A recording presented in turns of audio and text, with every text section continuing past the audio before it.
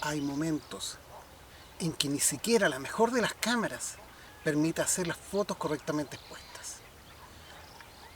Sí, existen muchos errores que pueden ocurrir en el proceso. Y el compensador de exposición que incorporan algunas de las cámaras te permite solucionar esto de forma sencilla y fácil. Mi nombre es Pablo Jepson. Si te interesa saber más, te invito a ver este video especialmente preparado para ti.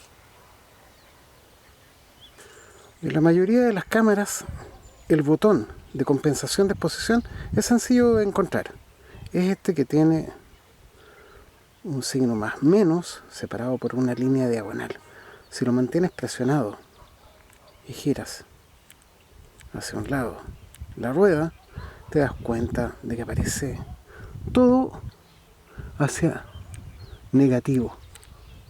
Eso quiere decir que cuando la luz te sobra en el cuadro, si mueves hacia acá, vas a lograr equilibrar ese exceso de luz. Ahora, hacia el otro lado, cuando lo presionas, tienes números positivos. Eso es lo que deberías usar si tu fotografía sale muy oscura. Para funcionar de forma más correcta, hay que considerar siempre mirar el histograma.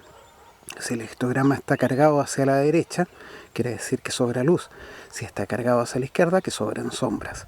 Recuerda siempre volver, después de la toma, este compensador de exposición a 0, porque de lo contrario tus próximas fotografías van a salir con esta compensación y a veces pueden quedar sobre o subexpuestas.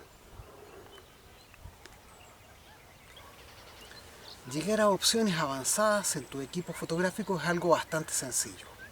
A veces basta con mantener presionado un botón y girar una rueda. Algo tan simple como esto te permite hacer mejores fotografías.